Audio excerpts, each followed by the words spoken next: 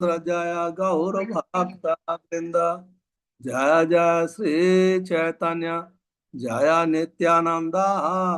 जय द्वैत चंद्र जय गौर भक्त वृंद।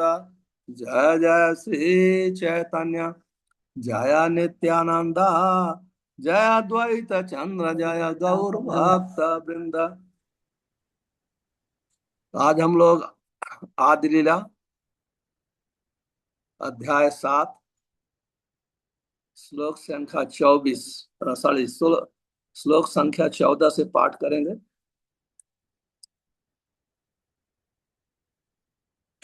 एक महाप्रभु आर प्रभु दुई जन, दुई प्रभु सेवे महाप्रभु चरण। उनमें से एक महाप्रभु हैं और अन्य दो प्रभु हैं।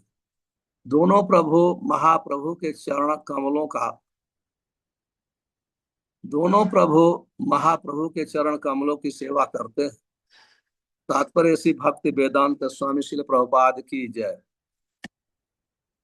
यद्यप श्री चैतन्य महाप्रभु, श्री नित्यानंद प्रभु तथा श्री अद्वैत प्रभु एक ही विष्णु तत्व से संबंधित है, तो भी श्री चैतन्य महाप्रभु को सर्वश्रेष्ठ होने के रूप में स्वीकार किए जाते हैं और अन्य दो प्रभु उनकी दिव्य प्रेममयी सेवा में सामान्य जीवों को यह शिक्षा देने के लिए लगे रहते हैं कि हम में से हर एक जीव श्री चैतन्य महाप्रभु पर आश्रित है। चैतन्य चरितामृत में आदि लीला अध्याय 5 प्यार 142 में कहा गया है, एकले ईश्वर कृष्ण आर सब भृत्य। कृष्ण एकमात्र ईश्वर हैं और अन्य सभी अर्थात विष्णु तत्व तथा जीव तत्व भगवान की सेवा में रत रहते हैं। विष्णु तत्व यथा नित्यानंद प्रभु तथा अद्वैत प्रभु और जीव तत्व यथा श्रीवास आदि गौर भक्त वृंद दोनों ही भगवान की सेवा करते हैं, किंतु विष्णु तत्व सेवकों तथा जीव तत्व सेवकों में अंतर समझना चाहिए। जीव तत्व सेवक और गुरु वास्तव में ईश्वर का सेवक होता है। जैसा कि पिछले श्लोक में कहा जा चुका है, परम जगत में ऐसा अंतर नहीं होता, फिर भी परमेश्वर तथा उनके आश्रितों में भेद रखने के लिए ऐसे अंतरों पर ध्यान देना आवश्यक है। ओम अज्ञानम तिमिरंधस्य ज्ञानंजन शलाकया चक्षुन्मिलितं तस्मै श्री गुरुवे नमः। श्री चैतन्य मनोभीष्टम स्थापितम येन भूतले स्वयं रूप कदा मह्यम ददाति स्वपदान्तिकम्। वंदे अहम श्री गुरो श्रीयुत पद कमलम श्री गुरून् वैष्णवांस्य श्री रूपम साग्रजातम सहगण रघुनाथान्वितं तम सजीवम साद्वैतम सावधूतम परिजन सहितम श्री कृष्ण चैतन्य देवम श्री राधा कृष्ण पादान सहगण ललिता श्री विशाखान्वितांस्य। ये कृष्ण करुणा सिंधु दीन बंधो जगतपते गोपेश गोपिका कांत राधा कांत नमस्ते। तप्त कांचन गौरांगे राधे वृंदावनेश्वरी वृषभान सुते देवी प्रणमामि हरिप्रिय। वंशाकल्पतरुभ्यश्च कृपा सिंधुभ्येव च पतितानां पावनेभ्यो वैष्णवेभ्यो नमो नमः। वंदे अनंत अद्भुत ऐश्वर्यं श्री नित्यानंद ईश्वरम यथेच्छा तत् प्रकाशम अज्ञानापि निरूपितम्। वंदे अनंत अद्भुत ऐश्वर्यं श्री चैतन्य महाप्रभु नीचोपि यति प्रसादात स्यात् भक्ति शास्त्र प्रवर्तकम। नमो महाबदन्याय कृष्ण प्रेम प्रदायते कृष्णाय कृष्ण चैतन्य नामिने गौरत्विषे नमः। पंच तत्वकम कृष्णम भक्त रूप स्वरूपकम भक्तावतारम भक्ताख्याम नमामि भक्ति शक्तिकम। नाम चिंतामणि प्रकर चैतन्य रस विग्रह पूर्ण शुद्धो नित्य मुक्तो अभिन्नत्यम नाम नामिनः। श्री कृष्ण चैतन्य प्रभु नित्यानंद श्री अद्वैत गदाधर शिव सादि गौर भक्त वृंद। हरे कृष्णा कृष्णा कृष्णा हरे हरे, हरे राम राम राम हरे हरे। मैं आप सब भक्तों का बहुत बहुत आभार प्रकट करता हूं। आप लोग समय पर उपस्थित होकर के चैतन्य चरितामृतम पढ़ने के लिए मेरा उत्साह बढ़ाते हैं, इसलिए मैं आपका बहुत बहुत आभारी हूँ। आज जैसे पिछले क्लास में हम लोगों ने चर्चा किया भगवान कृष्ण स्वयं ही अपना प्रेम प्रदान करने के लिए चैतन्य महाप्रभु, नित्यानंद प्रभु, अद्वैत आचार्य, गदाधर और श्रीवास ठाकुर के रूप में प्रकाश किया। इसका हम लोग ने विस्तृत वर्णन किया है। अभी आज कृष्णदास कविराज गोस्वामी, नित्यानंद प्रभु, अद्वैत आचार्य प्रभु, गदाधर प्रभु और श्रीवास ठाकुर का क्रमशः परिचय दे रहे हैं। कृष्णदास कविराज गोस्वामी लिखते हैं, इथे भक्त भाव धरे चैतन्य गोसाई, भक्त स्वरूप धार नित्यानंद भाई। कहते हैं इथे भक्त भाव धरे चैतन्य गोसाई।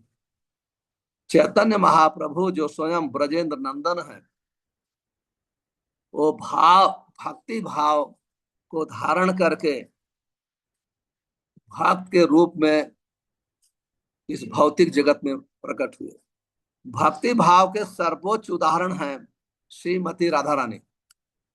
इसलिए चैतन्य महाप्रभु स्वयं ही हमेशा राधा रानी के भाव में रहते और भक्त के रूप में नित्यानंद प्रभु हैं, जो उनके बड़े भाई के रूप में आए। भक्त अवतार आचार्य गोसाई, ये तीन तत्व सबे प्रभु गाई। कहते हैं जो भक्त के अवतार हैं वो नित्या अद्वैत आचार्य हैं। ये तीन प्रभु हैं। तीन प्रभु का अर्थ है तीनों विष्णु तत्व हैं। नित्यानंद चैतन्य महाप्रभु, नित्यानंद प्रभु और अद्वैत आचार्य प्रभु, तीनों विष्णु तत्व। और कहते हैं गोसाई, आचार्य गोसाई। वास्तव में गोसाई को संस्कृत में गोस्वामी कहते हैं। तो ये गोस्वामी पदवी शील रूप गोस्वामी से प्रारंभ हुई। और शील रूप गोस्वामी क्योंकि वो नवाब हुसैन शाह के दरबार में मिनिस्टर थे, चैतन्य महाप्रभु के संपर्क के बाद अपनी मिनिस्ट्री छोड़ करके चैतन्य महाप्रभु से जुड़ गए। और इसलिए चैतन्य महाप्रभु शिक्षा के अनुसार उन्होंने अपना आध्यात्मिक जीवन प्रारंभ किया और चैतन्य महाप्रभु ने गोस्वामी की पदवी दिया। इसलिए आप देखते हैं कि वृंदावन में सब जो कितने हैं ब्रजवासी सब अपने को गोस्वामी कहते हैं। गोस्वामी का अर्थ हो जो अपने इंद्रियों का मालिक, जो इंद्रियों का मालिक है, इंद्रियों का गुलाम नहीं है। एक बार श्रील प्रभुपाद जी जब 1971 में नैरोबी आए, एयरपोर्ट पे उतरे, जब एयरपोर्ट से उतरे तो यहाँ एक बहुत ही बड़े डॉक्टर थे, doctor RM. Patel. RM. Patel उस समय सिगरेट भी पीते थे, शराब भी पीते थे, वो डॉक्टर थे। तो प्रभुपाद जी ने कहा, you are godas, I am goswami. You are the serve, आप गोदास हो, अपने इंद्रियों के सेवक हो, मैं इंद्रियों का मालिक हूं। आप इंद्रियों के गुलाम होने के कारण आप सिगरेट के गुलाम हो और शराब के गुलाम। मैं इंद्रियों का मालिक। केवल यही वाक्य डॉक्टर आर.एम. पटेल के जीवन को में परिवर्तन ला दिया। सेम डे प्रभुपाद जी जैसे ऐसे उन्हें इंस्ट्रक्शन दिया, उन्होंने उनके पास उनके जेब में जो एक पैकेट सिगरेट थी वो तुरंत ही फेंक दिया, डस्टबिन में फेंक दिया। और इसके बाद फिर तब से वो अपने पूरे जीवन में कभी सिगरेट और शराब पिए नहीं। तो गोस्वामी का अर्थ होता है जो अपने इंद्रियों का मालिक है। तो आजकल तो फैशन हो गया वृंदावन में, गृहस्थ जब तब का देख कुछ भी कार्य करते हैं सब गोस्वामी है, गोस्वामी है, गोस्वामी है। अपने को गोस्वामी कह करके सब धन कमाते हैं, सब ऐसे करते हैं। एक महाप्रभु आर प्रभु दुई जन, दुई प्रभु सेवे पहा प्रभुर चरण। भले तीनों विष्णु तत्व हैं, फिर भी चैतन्य महाप्रभु सबके आश्रय तत्व हैं, सबको शेल्टर देते हैं। और चैतन्य महाप्रभु के आश्रित हैं नित्यानंद प्रभु और अद्वैत आचार्य और जितने भी भक्त वृंद हैं। ते अंतर है। हालांकि तीनों विष्णु तत्व, फिर विष्णु तत्व में भी अंतर होता है। तो जो चैतन्य महाप्रभु अकेले ईश्वर है, कृष्ण आर सब भक्त जाके जैसे नचावे तारे तैसे करे वृत्त। कृष्ण ही परम भगवान है। ये तो चांद से पला कुंस है, कृष्ण से भगवान स्वयं। कृष्ण ही परम भगवान है। जितने भी उनके अवतार हैं, जितने भी विष्णु तत्व हैं, ये सब उनके सेवक हैं, सब उनकी सेवा करते हैं। सेवा करने से वो जीव तत्व की स्टेज पे नहीं आते। हमको भ्रम नहीं होना चाहिए, हम लोग के भ्रम नहीं होना। हालांकि नित्यानंद प्रभु सेवा कर रहे हैं, अद्वैत आचार्य प्रभु सेवा कर रहे हैं, फिर भी वो विष्णु है।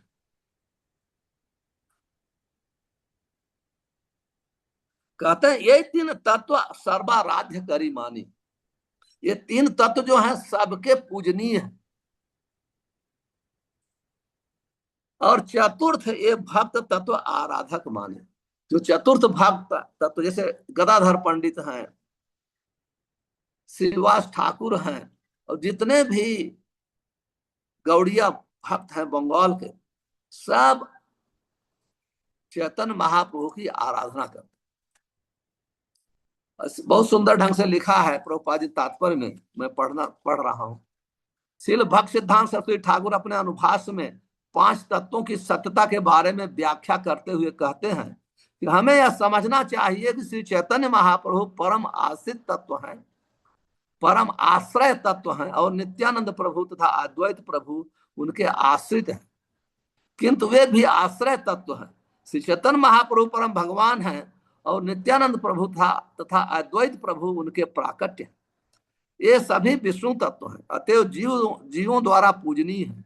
यद्यपि 5 तत्वों के अंतर्गत अन्य 2 तत्व शक्ति तत्व और जीव तत्व, इसमें गदाधर प्रभु जो है शक्ति तत्व है और श्रीवास ठाकुर जीव तत्व। लेकिन फिर वर्णन करते हैं इवन वो जीव तत्व है या शक्ति तत्व फिर भी दिव्य धरातल पे, दिव्य धरातल पर भगवान और भक्त में अंतर होते हुए साथ में एक होते हैं। अचिंत्य भेदा भेद तत्व। तो ये भौतिक जगत में जैसे मास्टर और सेवक का भेद होता है, आध्यात्मिक जगत में इस प्रकार का भेद नहीं होता, कहने का अर्थ है। और फिर कहते हैं जैसे श्रीवास ठाकुर हैं, ऐसे लाखों लाखों भक्त हैं, सब भगवान के शुद्ध भक्त। ये सभी लोग शुद्ध भक्त हैं। और उसमें जो गदाधर प्रभु हैं वो शक्ति तत्व है। जैसे मैंने बताया ये भगवान के अंतरंग भक्त होते हैं। तो इसमें वर्णन है जो चैतन्य महाप्रभु श्री चैतन्य, प्रभुपाद जी तात्पर्य में लिखते हैं, श्री चैतन्य महाप्रभु के सर्वोच्च अंतरंग भक्त माने जाते हैं। कौन है? गदाधर पंडित श्रीवास ठाकुर। ऐसे भक्त जो नित्यानंद प्रभु तथा अद्वैत प्रभु की सेवा करते, वे सामान्यतः वात्सल्य रस, सख्य रस, दास रस और शांत रस में अवस्थित होते हैं। जब ऐसे भक्त श्री चैतन्य महाप्रभु के अति अनुरक्त उत्पन्न कर लेते हैं तो वे परम माधुर्य रस के अंतर्गत भक्तों के समुदाय में आ जाते हैं। हालांकि भक्तों में कोई भेद नहीं है। जो दिव्य स्तर पर होता है, जो दिव्य स्तर का भक्त है उसमें कोई भेद नहीं होता है। फिर भी हम लोग को समझने के लिए हमारे आचार्य गण कहते हैं कि जो 3 तत्व हैं जो पूजनीय हैं, उसमें श्री चैतन्य महाप्रभु हैं, नित्यानंद प्रभु हैं और गदाधर प्रभु हैं, सॉरी अद्वैत आचार्य। तो जो सबके भक्त हैं, लेकिन गदाधर और नित्यानंद प्रभु और अद्वैत आचार्य की सेवा वात्सल्य रस, सख्य रस और शांत रस में की जाती है, दास्य रस में की जाती है। लेकिन यही भक्त जब चैतन्य महाप्रभु से रिलेट करते हैं, जब योग्य होते हैं लोग की सेवा, क्योंकि नित्यानंद प्रभु की कृपा से सबको चैतन्य महाप्रभु की सेवा मिलती।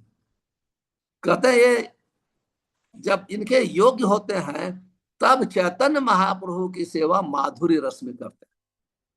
तो हालांकि सब रस ट्रांसडेंटल है, इसमें बताया गया है कि माधुर्य रस उच्च कोटि का है। तो आप हम समझ सकते हैं चैतन्य महाप्रभु इस पृथ्वी पर आए थे केवल ब्रज का माधुर्य रस देने के लिए। इसलिए जब चैतन्य महाप्रभु से जिसका डायरेक्ट संबंध होता है वो धीरे धीरे नित्यानंद प्रभु की कृपा से, श्री अद्वैत आचार्य की कृपा से, विशेषकर नित्यानंद प्रभु की कृपा से वो माधुर्य रस में प्रवेश कर जाता है। फिर कहते हैं ये सब लैया प्रभु नित्य विहार, ये सब लैया प्रभु कीर्तन प्रचार। चैतन्य महाप्रभु इन भक्तों को लेकर के हमेशा लीला किए और इन सब भक्तों को लेकर के हमेशा वो कीर्तन के रूप में प्रचार किया और ये सब को लेकर के कीर्तन का रसास्वादन किया और इन्हीं भक्तों के द्वारा, 5 तत्वों के द्वारा चैतन्य महाप्रभु प्रेम का दान किए। तो चाहिए समझना चाहिए कि जैसे प्रभुपाद जी ने प्रारंभ में बताया था कि यदि किसी को चैतन्य महाप्रभु के चरणों में प्रार्थना करना है तो उनकी प्रार्थना जब तक हम पंच तत्व मंत्र नहीं बोलते हैं, श्री कृष्ण चैतन्य प्रभु नित्यानंद श्री अद्वैत गदाधर शिव सादि गौर भक्त वृंद, तो उनकी प्रार्थना पूरा नहीं होती है। उनकी प्रार्थना पूरी होगी एक पंच तत्व मंत्र के द्वारा। इसलिए हम जब चैतन्य महाप्रभु को प्रार्थना करते हैं तो हम सिस्टम है, ऐसे तो रूप गोस्वामी ने प्रार्थना किया नमो महाबदन्याय कृष्ण प्रेम प्रदायते, लेकिन बहुत भक्तों ने अलग अलग श्लोक के द्वारा भी चैतन्य महाप्रभु की प्रार्थना किया है। लेकिन वास्तव में चैतन्य महाप्रभु अकेले नहीं रहते, हमेशा 5 तत्वों के साथ रहते हैं। इसलिए जब हम 5 तत्व मंत्र का के द्वारा प्रणाम करते हैं चैतन्य महाप्रभु बहुत ही प्रसन्न होते हैं। कहते हैं सही पंच तत्व मिली पृथ्वी आसिया, पूर्वे प्रेम भंडारे मुद्रा उघाड़िया। कहते ये पूर्वे, कहते जब एक्चुअली प्रेम के भंडार तो भगवान श्री कृष्ण है, लेकिन भगवान कृष्ण अपना प्रेम का भंडार खोलते नहीं है, वो प्रेम का भंडार पंच तत्व खोलते, वो सील रहता है। जब क्योंकि जब भगवान कृष्ण ने आए तो सीधा आदेश दिया, वो तो डिक्टेटर है, 100% डिक्टेटर है भगवान कृष्ण, इसलिए तो भगवान है। तो सबको आदेश दिया सबसे पहले सर्वधर्मान परित्यज माम एकम शरणम भज, संपूर्ण धर्म को छोड़ करके मेरी शरण में आई, ये आदेश। जब आप सब कुछ छोड़ करके सब धर्मों की उनकी शरण लेंगे, इसके बाद तब कहते हैं सर पापे भी मोक्षिष्याम मा शुचि, तब मैं संपूर्ण पापों से मुक्त करूंगा। चैतन्य महाप्रभु का एक कंडीशन नहीं है, ये कोई कंडीशन नहीं है।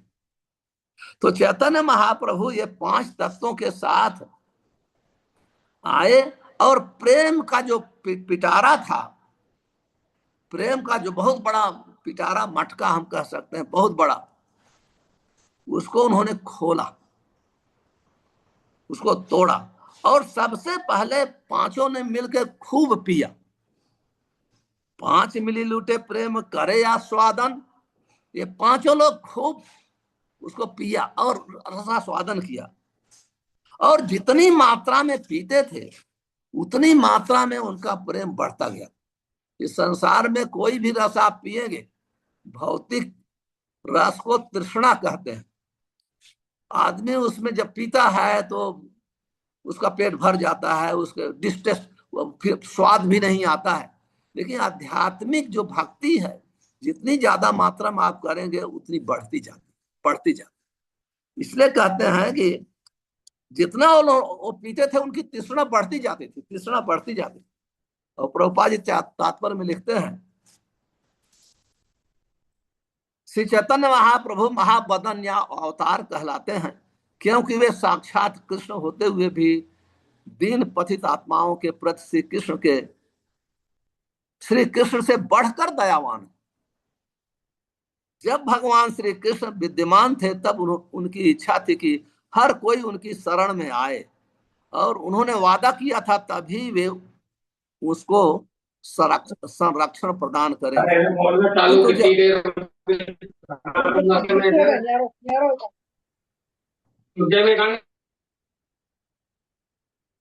किंतु जब श्री चैतन्य महाप्रभु अपने संगियों समेत इस पृथ्वी पर आए तो उन्होंने भेदभाव त्याग दिया, भगवत प्रेम का वितरण किया।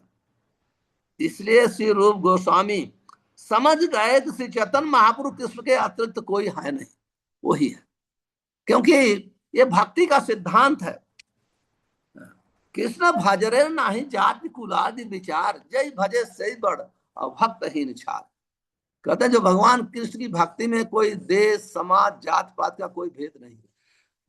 जो भजता है भक्ति करता वही महान है, और महान व्यक्ति यदि भक्ति नहीं करता है वो तो सबसे निम्न है। इसलिए पांचों तत्व कभी भेदभाव नहीं किए, कौन योग्य है क्यों, योग्यता अयोग्यता की का विचार नहीं किया। पुनः पुनः पियैया है महामत, नाचे गादे नाचे कांदे हासे गाय ऐसे मद मत।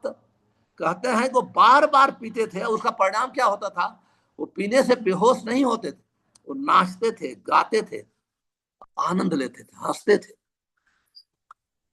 हमेशा वो आनंद में रहते थे। ठीक है सर। ये पांच तत्व कितने प्रैक्टिकल रूप में प्रदर्शित किया। और कहते हैं श्री प्रभुपाद जी लिखते हैं, सामान्यतः लोग कीर्तन था नर्तन का वास्तविक अर्थ नहीं समझ पाते। ध्यान से सुनिए, फिर से मैं पढ़ रहा हूं, सामान्यतः लोग कीर्तन तथा नर्तन का वास्तविक अर्थ नहीं समझ सकते।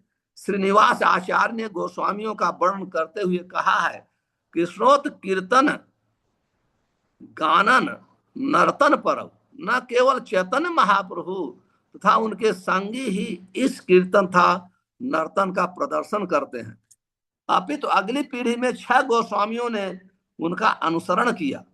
वर्तमान कृष्ण भावनामृत आंदोलन में भी इसी सिद्धांत का पालन करता है। इसलिए केवल कीर्तन था नर्तन से हमें विश्व भर में अच्छी स्वीकृति मिलती है, किंतु यह जान लेना होगा कि यह कीर्तन तथा नर्तन इस भौतिक जगत का नहीं है, वास्तव में ये दिव्य कार्यकलाप, क्योंकि कोई जितना भी कीर्तन और नर्तन में रत होता है वह उतना ही अधिक भगवत प्रेम रूपी अमृत का आस्वादन करता है। कहते हैं जितने अधिक हम, ये कीर्तन साधारण गोलोक प्रेम धाम हरिनाम संकीर्तन, ये हरिनाम जो है गोलोक धाम का है, वहां का प्रेम रूपी धन है।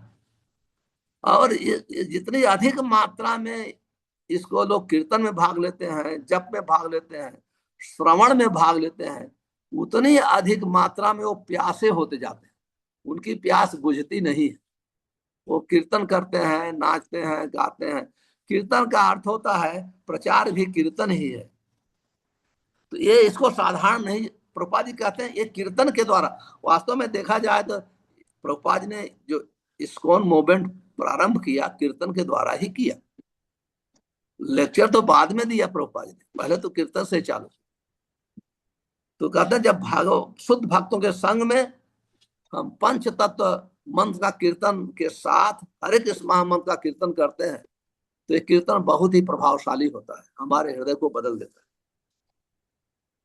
पात्र पात्र विचार नहीं, नहीं स्थान स्थान से यहाँ पाए तहाँ प्रेम करे प्रेम। पात किसी का, पात कौन योग्य है कौन अयोग्य है कभी उसका विचार नहीं किया। जहां जो भी मिला उसको हरिनाम का दान किया। आप चैतन्य महाप्रभु का प्रचार का स्टाइल देखेंगे, चैतन्य महाप्रभु केवल फिलॉसफी कुछ लोगों से ही डिस्कशन किया, जैसे सार्वभौम भट्टाचार्य से किया, और इसमें आएगा आगे वाराणसी में मायावादी सन्यासियों से किया, प्रकाशानंद सरस्वती जो उनके लीडर थे। लेकिन मोस्ट और जो कृष्ण लीला का वर्णन चर्चा रसास्वादन रामानंद राय के साथ किया, स्वरूप दामोदर के साथ किया।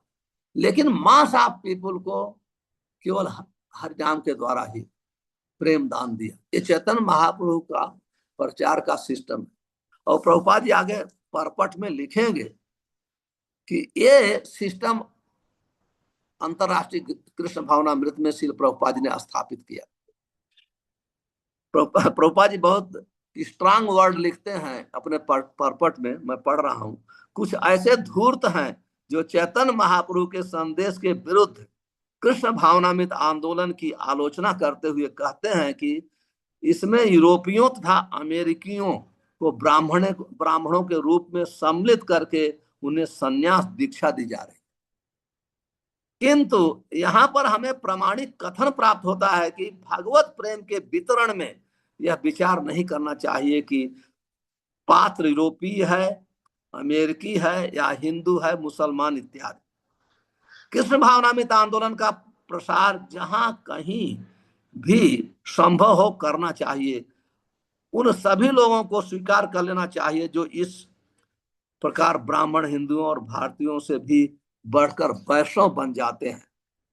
तो कहने का अर्थ है, ये श्लोक में ही कहता है कि पंच तत्व जो है कोई जात का, देश का, कुल का कोई विचार नहीं किए। तो श्रील प्रभुपाद जी सेम चीज अपनाए और भारत में उनको इसको लेकर काफी लोग ने निंदा किया, लेकिन प्रभुपाद जी किसी की निंदा से प्रभावित नहीं होते। आप प्रभुपाद जी का जीवन देखिए, प्रभुपाद जी कभी इतने यही आचार्य हैं, इतने पावरफुल थे। तो प्रभुपाद जी को कोई निंदा करे, कुछ करे, लेकिन जो एक बात आप उनका कन्वर्सेशन सुनिए तो एक सेंटेंस कुछ एक उठाते हैं तो चाहे सभी लोग विरुद्ध होंगे लेकिन उसको सिद्ध करेंगे। आप हमेशा देखें प्रभुपाद जी, इवन के प्रभुपाद जी को न्यूज़पेपर में भी ऐसे लिखता है, निकलता था, बहुत फेवरेबल नहीं, लेकिन प्रभुपाद जी केयर नहीं करते। ये आचार्य है, लेकिन हमको प्रभुपाद जी की नकल नहीं करना चाहिए। प्रभुपाद जी महाभागवत है, वो जिसको जो उनके अगेंस्ट होता था वो भी भक्त बन जाता था बाद में। आप कन्वर्सेशन में पाएंगे जो उल्टा होता है कंप्लीटली। और प्रभुपाद जी हमेशा कभी कंप्रोमाइज, हम लोग कंप्रोमाइज प्रीचिंग करते हैं, प्रभुपाद जी अपने जीवन में कभी कंप्रोमाइज प्रीचिंग नहीं किया, कभी भी नहीं। हाँ, स्थान के, देश काल स्थान के अनुसार प्रेजेंट किया, वो अलग है, लेकिन जो मूल पॉइंट है, मेन सिद्धांत को प्रभुपाद जी ने कभी छोड़ा नहीं। कहते हैं ये जो है ये कृष्ण प्रेम, कहते हैं सबको लुटाया, खुद खाए, लुटाए और सबको बांटे, और जितनी मात्रा में बांटे, कहते हैं कि लुटिया खाइया दिया भंडार उजाड़े, भंडार को उजाड़ के फेंक दिया और खूब लुटाया और खाया। आश्चर्य की बात क्या है, आश्चर्य भंडार प्रेम सतगुणा, कभी ये भंडार घटा नहीं, कभी खाली नहीं हुआ। प्रभुपाद जी इसमें उदाहरण देते हैं, मैं ऐसे ही वर्णन कर रहा हूं, पढ़ूंगा नहीं, वो तात्पर्य में कहते हैं एक सन्यासी थे, उन्होंने अपने शिष्य को कहा कि मैं अपनी ताकत आपको दे दिया, मैं खाली हो गया। लेकिन यहाँ वर्णन है, जितना ही आप प्रचार करेंगे उतना आपकी भक्ति बढ़ेगी। वो प्रेम का भंडार कभी खाली नहीं होता है, कितना भी, जितना मात्रा में प्रचार करेंगे उतनी मात्रा में आपकी भक्ति बढ़ेगी, उतनी मात्रा में। इसलिए प्रचारक देखते हैं कभी थकते नहीं है, दिन रात प्रचार करते रहते हैं और जीवन की हर मोड़ पे प्रचार करते हैं, जीवन की हर अवस्था में प्रचार करते हैं। इसलिए ये कभी घटने वाला नहीं है और न तो इसको कोई रोक सकता है। यदि प्रभुपाद जी कहा करते थे, यदि भक्ति के सिद्धांत को प्रचारक अगर अपने जीवन में अपनाएंगे तो उन्हें कोई डिफीट नहीं कर सकता है, उन्हें कोई रोक नहीं सकता। जब वो भक्ति के सिद्धांत का पालन नहीं करेंगे, खुद अपनी साधना में वीक होंगे, तब उनके ऊपर प्रभाव पड़ सकता है निगेटिव चीजें का। लेकिन जब स्वयं आचरण उनका अच्छा रहेगा और हर नाम को अच्छा से जप करेंगे, श्रवण करेंगे, सब कुछ, तो उनको कोई हरा नहीं सकता है, उनका धन हमेशा बढ़ता ही जाएगा। कहते हैं उछिल प्रेम बनिया चौदह के बेड़ाया, स्त्री वृद्ध बालक युवा सवारे डुबाया। कहते हैं इसी को कृष्ण भावनामृत संघ कहते हैं। कहते हैं कि उसमें आप देखिए, आप ज्ञान योग देख लिए, ध्यान योग देख लीजिए, उसमें बहुत डिस्क्रिमिनेशन है। देखिए भक्ति योग में, स्पेशली चैतन्य महाप्रभु के मूवमेंट में, संकीर्तन यज्ञ में, कहते हैं स्त्री, वृद्ध, बालक, युवा, स्त्रियों को, वृद्ध व्यक्तियों को, बच्चों को और युवक को, सबको इस प्रेम में डुबा दिया, किसी को छोड़े नहीं।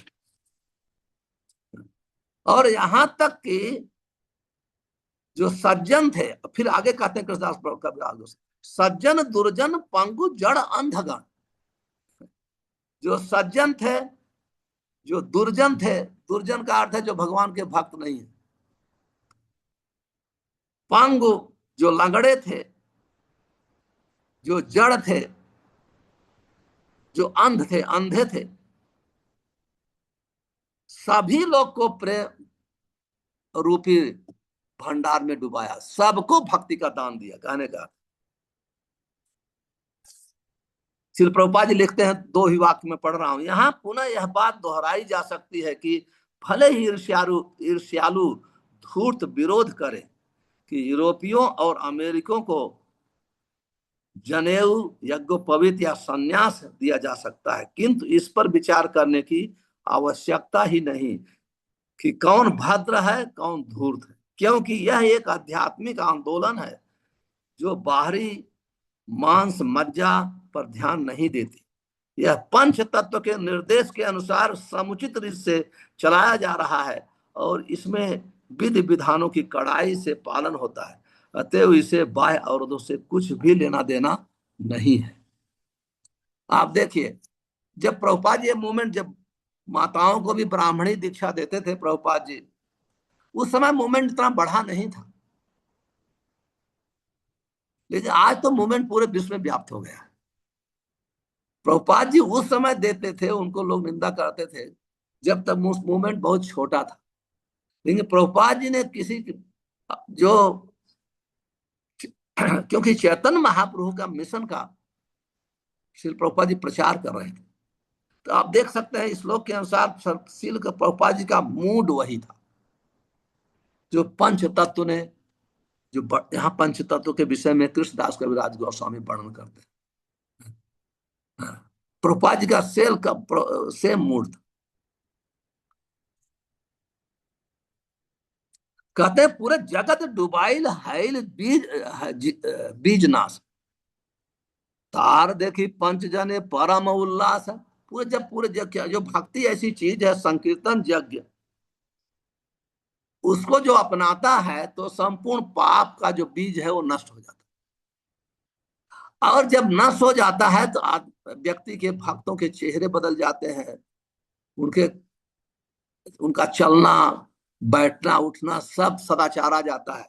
इसको देख करके पंच लोग, पंच तत्व जो थे, बहुत ही प्रसन्न हुए, वो उल्लसित हो गए, बहुत ही हर्ष हुआ, बहुत खुश हुए। अब इसकी श्री प्रभुपाद जी भक्त सिद्धांत सरस्वती का दर्शन का वर्णन कर रहे हैं। कहते हैं इस संदर्भ में श्री भक्त सिद्धांत सरस्वती ठाकुर ने अपने अनुभाष्य में लिखा है कि चूंकि सारे जीव भगवान की तटस्थ शक्ति से संबंधित हैं, अतएव प्रत्येक जीव में कृष्ण भावना भावित होने की सहज प्रवृत्ति है, भले ही उसी के साथ भौतिक भोग का बीज भी हो, उसके भीतर क्यों न रहता हो। भौतिक भोग का बीज भौतिक प्रकृति द्वारा सिंचित होकर भवबंधन रूपी वृक्ष बन जाता है और फल प्रदान करता है, जिससे जीवों को सभी प्रकार के भौतिक भोग प्राप्त होते हैं। ऐसी भौतिक सुविधाओं को भोगने का अर्थ है कि तीन प्रकार के भौतिक दुखों से पीड़ित होना, किंतु जब प्रकृति के नियमानुसार बाढ़ आती है तब पृथ्वी के भीतर बीज निष्क्रिय हो जाते हैं। इसी प्रकार जब भगवत प्रेम की बाढ़ सारे विश्व में पर्याप्त हो जाती है तो भौतिक भोग के बीज शक्तिहीन हो जाते हैं, और इस प्रकार के संभावनामित आंदोलन जितना अधिक फैलता है, भौतिक भोग की इच्छा उतनी ही हटती जाती है। कृष्ण भावनामित आंदोलन की वृद्धि के साथ ही भौतिक भोग का बीज स्वतः शक्तिहीन हो जाता है। कितने श्रील प्रभुपाद जी बहुत सुंदर ढंग से वर्णन करते हैं ये ऐसा क्यों होता है, क्यों कर्म का बीज का नाश हो जाता है। क्योंकि जीव जो है वास्तव में भौतिक जगत का नहीं है, वो तटस्था शक्ति है। भगवान की तीन प्रकार की शक्तियां, अंतरंगा शक्ति, बहिरंगा शक्ति, तटस्था शक्ति। जीव जो है तटस्था शक्ति के अंतर्गत आता है। इसलिए कहते हैं जो कृष्ण भावना, जो भक्ति को अपनाता है, तो जो भौतिक जो बीज है, जो वृक्ष के रूप में फल भी दे रहा है, वो फल क्या होता है? तीन प्रकार का ताप। कितना सुंदर वर्णन किया। जो भौतिक जगत का जो भौतिक बीज है, जब उसे उसमें से वृक्ष निकलता है, तो आध्यात्मिक क्लेश, आधि दैविक क्लेश और आधि भौतिक, एक क्लेश का ही फल होता है। हमको भले लगे बहुत मीठा फल, लेकिन वो मीठा नहीं है, वो कष्ट ही देता है। लेकिन जब व्यक्ति संकीर्तन यज्ञ में लगता है, तो क्या होता है? ये भौतिक बीज जो है, जैसे बाढ़ आती है तो पेड़ सूख जाते हैं और बीज निष्क्रिय हो जाता है, उसी प्रकार से भक्ति परेशान भव विरक्ति अन्यत्र क्या, तीन एक काल। जो हम भक्ति करते हैं तो विरक्ति, ऑटोमेटिक विरक्ति आती है, ये शिथिल हो जाते हैं। ये कहीं उपाय है, कृत्रिम उपाय नहीं है, कोई कृत्रिम उपाय नहीं है। भक्ति करने से ये बीज जो है धीरे धीरे शिथिल और निष्क्रिय हो जाते हैं, पूर्ण रूपेण निष्क्रिय हो जाते हैं। यत यत प्रेम वृष्टि करे पंच जने, तत तत बाढ़े जल व्याधे की त्रिभुवने। कहते हैं कि यत यत प्रेम वृष्टि जैसे पंच जने, पांच तत्व जैसे जैसे भगवत प्रेम की वर्षा करते थे, उसी प्रकार से पूरे संसार में, ब्रह्मांड में भगवत प्रेम की बाढ़ आ गई। बाढ़ बढ़ती ही जाती थी, बाढ़ बढ़ती जाती थी पूरे ब्रह्म में।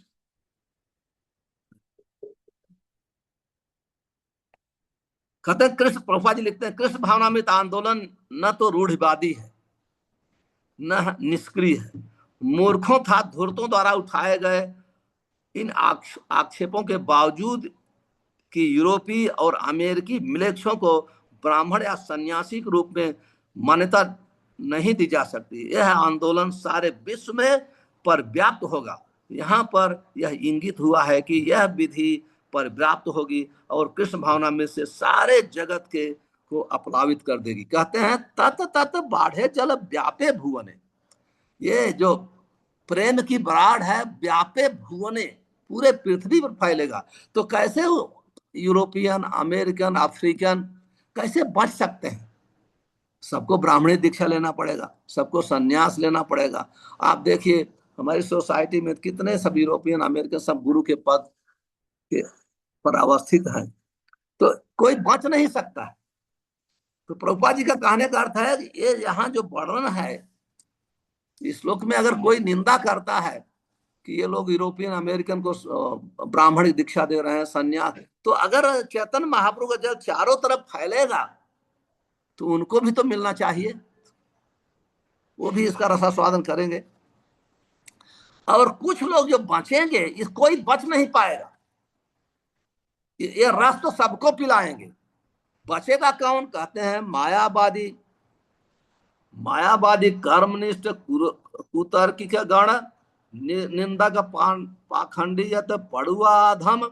कहते जो मायावादी हैं, कर्मनिष्ठ हैं, जो कर्मनिष्ठ का अर्थ है जो कर्मी है, सकाम कर्मी, वो उसको ही सबसे प्रधान मानते हैं। और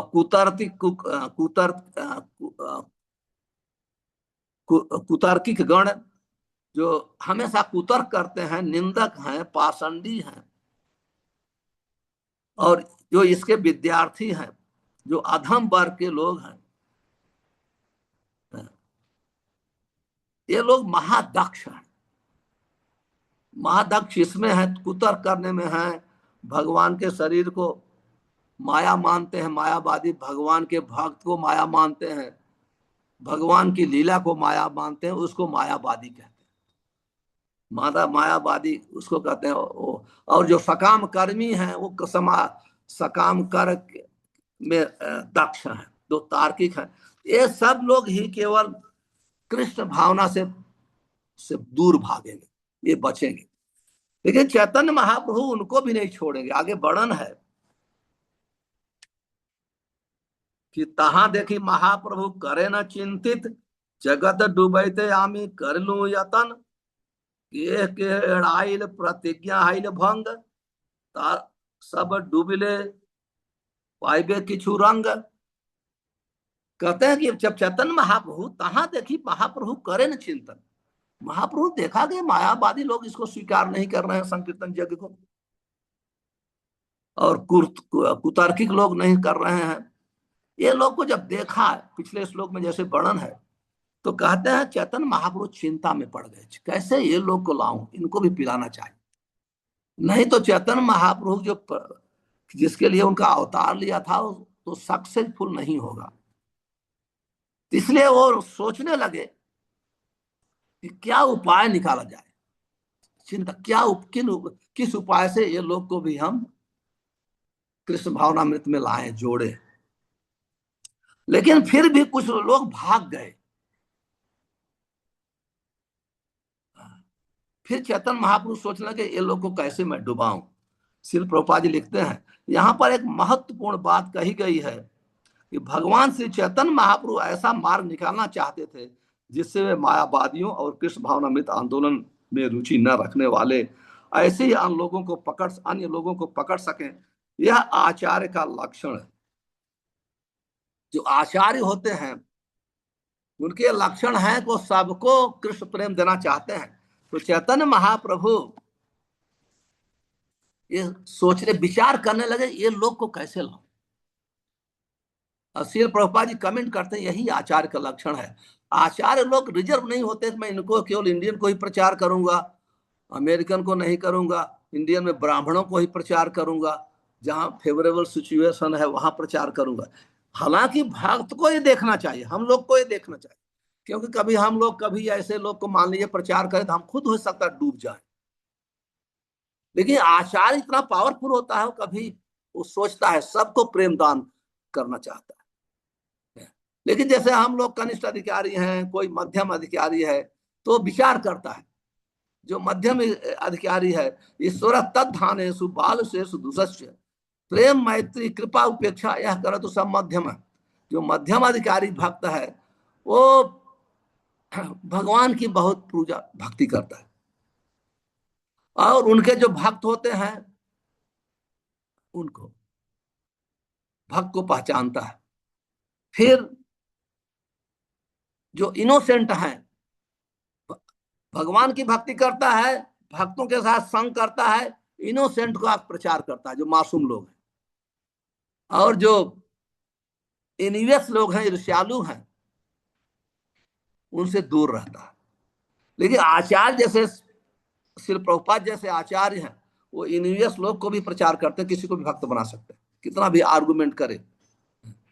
तो आचार्य ये सोचते हैं। तो चैतन्य महाप्रभु भी क्योंकि पूरे विश्व के ब्रह्मांड के आचार्य हैं तो उन्होंने विचार करने लगे, सोचने लगे ये तो बलि माने किछु करिया विचार, सन्यासी आश्रम प्रभु कैल अंगीकार। ये सब विचार करके चैतन्य महाप्रभु सन्यास आश्रम ग्रहण किया, सन्यास आश्रम ग्रहण किया। इस अब मैं यहाँ समाप्त करूंगा क्योंकि आज हमारी एक दूसरी भी मीटिंग है। तो अभी 15 मिनट है, लेकिन मैं 10 मिनट क्वेश्चन आंसर लूंगा, फिर 5 मिनट पहले बंद करूंगा। हरे कृष्ण। अंकित किसी के पास कोई प्रश्न है तो पूछ सकते हैं। Ankit ji. Yes, Hare Krishna. Thank you so much Maharaj ji for session. सभी भक्तों से नम्र निवेदन है कि आप सभी का कोई प्रश्न है तो हैंड रेज कर सकते हैं।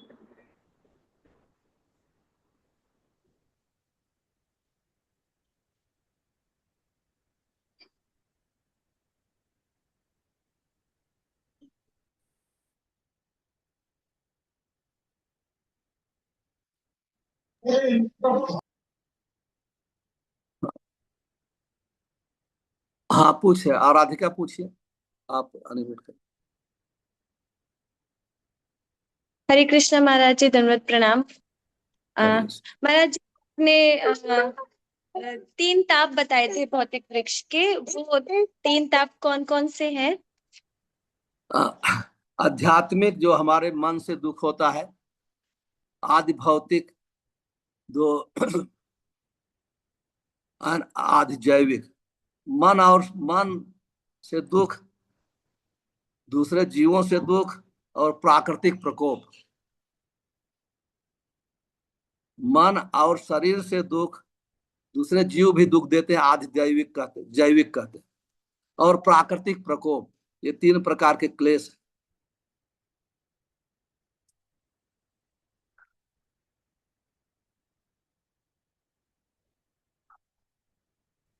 थैंक यू सो मच महाराज। धन्यवाद। और किसी का प्रश्न है?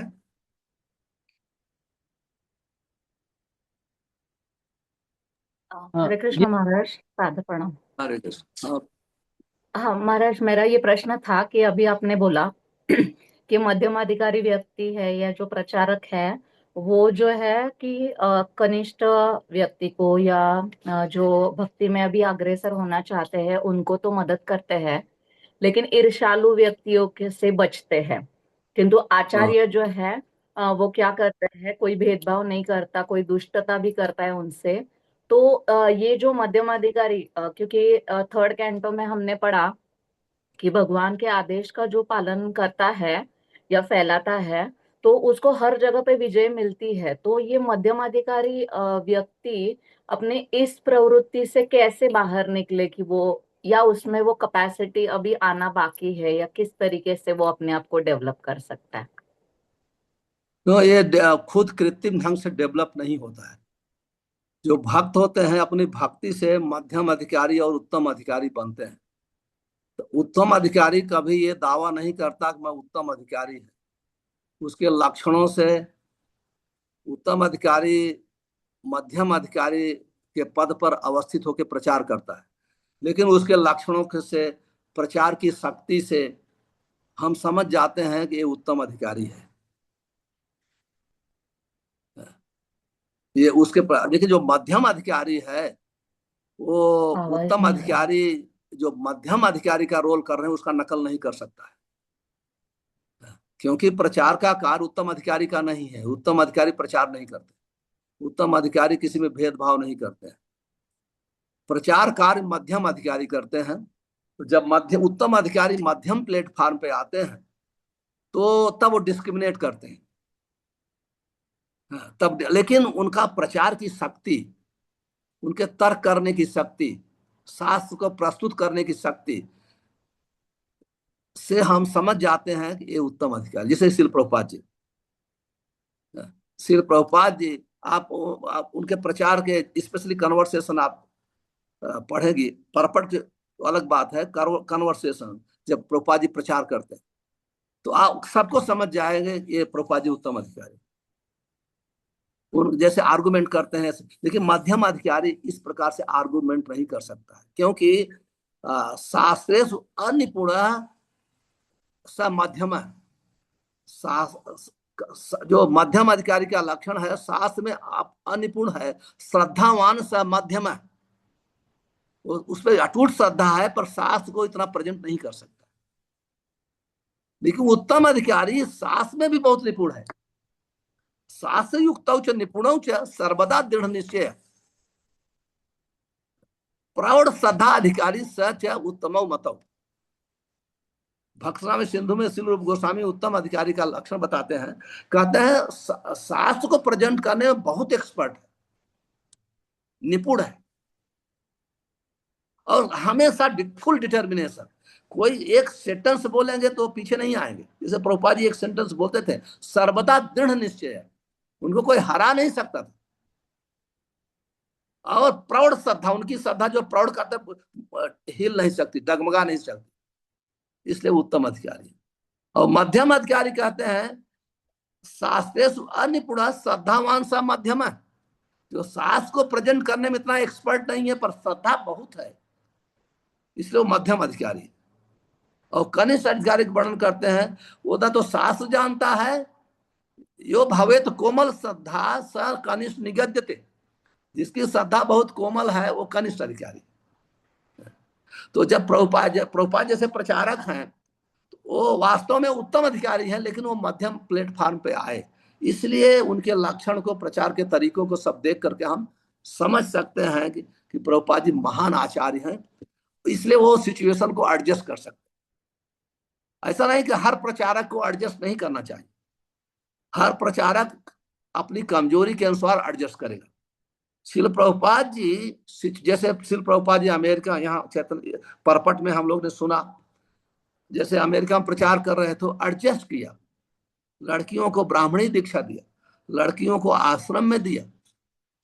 लेकिन साथ में प्रभुपाद जी का लिखते भी हैं कि और अलग अलग उनका आश्रम होता था, ब्रह्मचारी का अलग ब्रह्मचारी, अगर गृहस्थ बनाया तो मंदिर में रहने के लिए प्रभुपाद जी अलाउ नहीं करते, बाहर रहे, धन कमाए, ये करे वो करे। अगर मंदिर में रहना है तो एज ब्रह्मचारी गृहस्थ बन के रहना पड़ता। वो ब्रह्मचारी मतलब ब्रह्मचारी जैसे उसका आचरण होगा तो ऐसे प्रभुपाद जी अलाउ करते थे। तो आप देखिए प्रभुपाद जी ने एडजस्ट किया, लेकिन मूल नियम तोड़ा नहीं। ये लिखे हैं, हो सकता है कहीं कहीं, क्योंकि जब कोई मिशन चलाता है तो हर जगह 100% कंट्रोल तो नहीं हो सकता, उसका लोग एडवांटेज लेते हैं, जो गलत करेगा उसको भुगतना भी पड़ेगा। स्पष्ट हो गया माता जी? यस महाराज, धन्यवाद। हरे कृष्ण। धन्यवाद, हरे कृष्ण। यस, हाँ आप भी पूछिए। हरे कृष्णा गुरु महाराज, दंडवत प्रणाम। Thank you so much. मेरा प्रश्न ये था कि प्रभुपाद लिखते हैं कि कनिष्ठ अधिकारी ट्राई टू फाइंड फॉल्ट्स। अब जैसे हम इस्कॉन इतनी बड़ी संस्था है और सब जगह आजकल इंटरनेट से कितना कुछ सुनने को मिलता है, और आप किसी से बातचीत करते हो तो आपको कुछ और पता चलता है कहीं और से, और आपको सब चीज़ की तो जानकारी हो नहीं सकती है, ना ऑर्गेनाइजेशन के बारे में ना शास्त्र के बारे में। तो ऐसे सिचुएशंस में अगर कुछ आपको सुनता है जो आपके मत के हिसाब से आपको कुछ ओपिनियन आता है उसके ऊपर, तो वो फॉल्ट फाइंडिंग बोलोगे उसको कि, या मतलब कैसे हम अवॉइड करें to try to find faults without also ignoring? इसलिए शास्त्र में कहा गया है सबको नहीं सुनना चाहिए, शिक्षा गुरु और दीक्षा गुरु को ही सुनना चाहिए, और जहां आप हैं वहां देखना है, क्योंकि पूरे अगर इंटरनेट को सुनेंगे तो आपको कोई लाभ नहीं होने वाला है।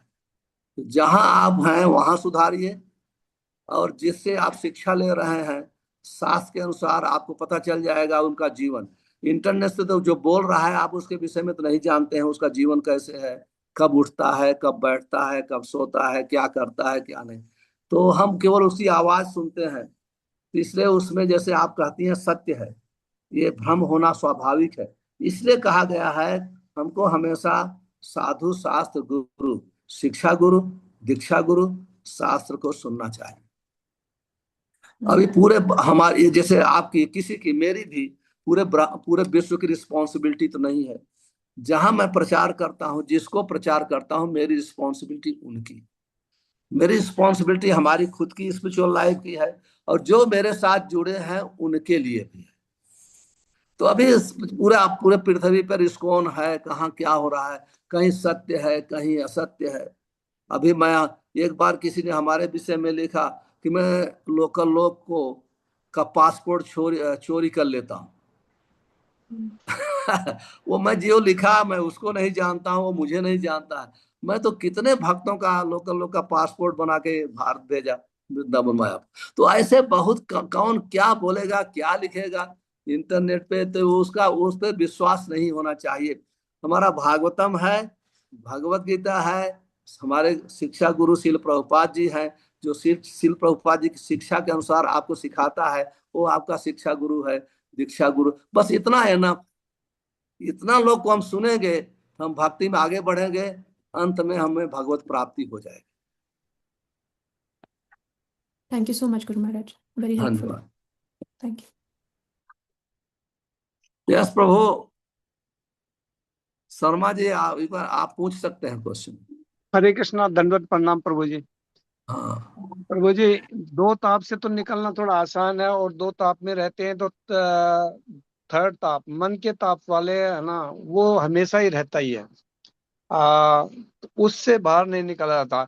जैसे मैं बीमार हो गई, प्रकृति प्रकोप हो गया, तब भी मन का ताप तो चल ही जाता है, उसमें उसमें भी चल जाता है कहीं। तो उससे बाहर नहीं निकल जाता। बाकी बीमारियों से अपन बाहर निकल जाते हैं, लेकिन उससे बाहर निकलना बड़ा मुश्किल कार्य है। इससे कैसे मुश्किल है। निकल? अगर उससे बाहर निकल जाए तो आप भगवान के धाम चले जाए। जब तक मन अपन भगवान को नहीं देंगे तब इस ताप से निकलेंगे नहीं। मन, भगवान कहते हैं मन मना भाव, मन उनको दीजिए, ये यही ताप तो से निकल। मुश्किल कार्य, यही मुश्किल कार्य हो ये, रहा है। ये माया पर विजय प्राप्त करना भी मुश्किल है। बहुत मुश्किल कार्य मुश्किल कार्य है पर असंभव नहीं है। है। इसी वजह भगवान से कहते हैं गीता में, बीत राग भय क्रोध मन मना मद उपाश्रय बहवा ज्ञान पूता मद भावम आगता।